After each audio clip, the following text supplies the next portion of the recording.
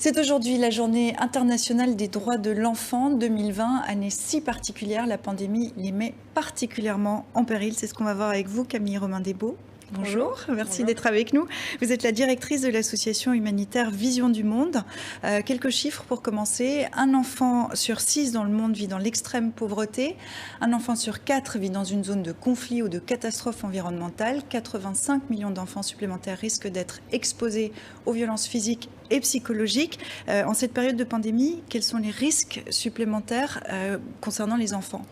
Alors, en cette journée anniversaire de la Convention internationale des droits de l'enfant, Vision du Monde, qui est une ONG de solidarité internationale qui vient en aide aux enfants les plus vulnérables, dresse un constat alarmant de l'état des droits des enfants. Et c'est aujourd'hui un anniversaire bien amer, puisque tous les progrès qui ont été faits ces dernières années sont mis à mal par la pandémie.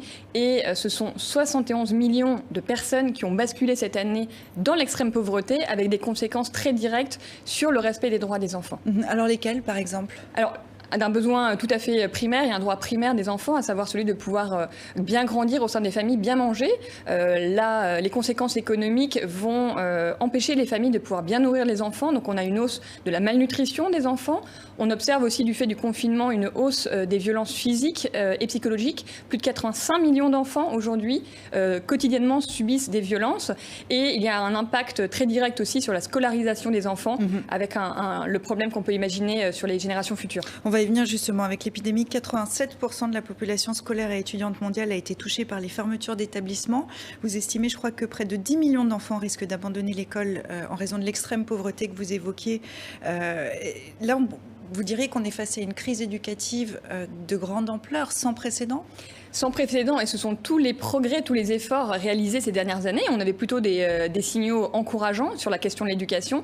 La pandémie rebat complètement les cartes et vient exacerber les inégalités. Donc des millions d'enfants, du fait de la fermeture des écoles, restent à la maison, avec bien sûr une privation directe d'éducation, avec aussi un problème qui est le décrochage scolaire qui peut s'en suivre, puisque l'habitude d'aller à l'école, qui n'est pas forcément très ancrée à certains endroits, ne va pas être reprise, donc les enfants vont quitter l'école.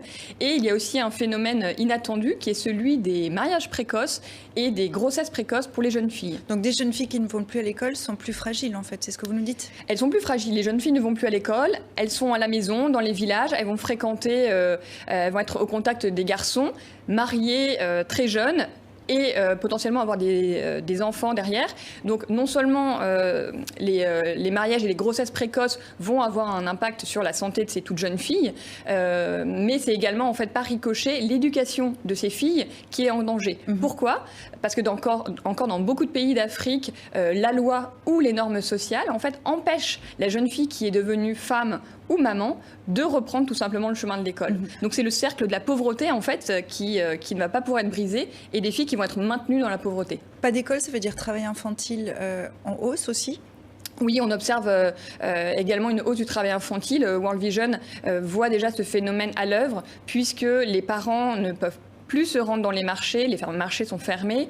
On sait aussi que des activités qui sont faites dans le secteur informel ne peuvent plus avoir lieu, et donc les enfants sont sollicités pour aider les familles à avoir assez de revenus.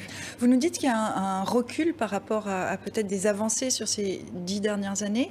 Est-ce qu'on pourra revenir en arrière ? Parce qu'on parle d'une période très courte, elle aura des conséquences à quel terme ? Alors, on estime qu'il va y avoir des conséquences à très long terme, mais les ONG, les associations se mobilisent.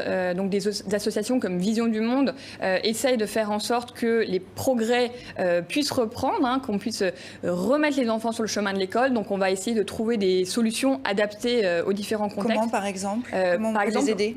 En Birmanie, par exemple, on va faire en sorte qu'il y ait des tout petits groupes qui puissent se rendre dans les maisons pour que l'école arrive à la maison. Donc ça, c'est une forme d'aide. Mais on va aussi également encourager toutes les structures existantes de protection de l'enfance, donc soit formelles ou informelles. Donc ce sont des personnes relais qui vont prévenir les violences familiales. On va également soutenir les clubs de jeunes. Ce sont des petits groupes de jeunes qui vont en fait être formés à leurs droits, qui vont apprendre à connaître leurs droits et à la les faire respecter.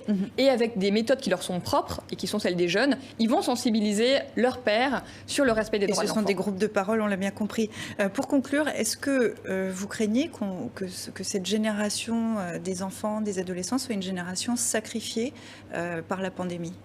Alors, ce qui est certain, c'est que cette génération souffre déjà énormément, mais je pense qu'on peut garder espoir, puisque des milliers de personnes dans le monde, donc des associations et plein de gens de bonne volonté, veulent faire changer les choses. Vision du Monde et le réseau World Vision font partie de coalitions qui poussent et qui déjà mettent en place plein de choses. Donc, je reste optimiste malgré tout. Une note d'optimisme pour terminer ce journal.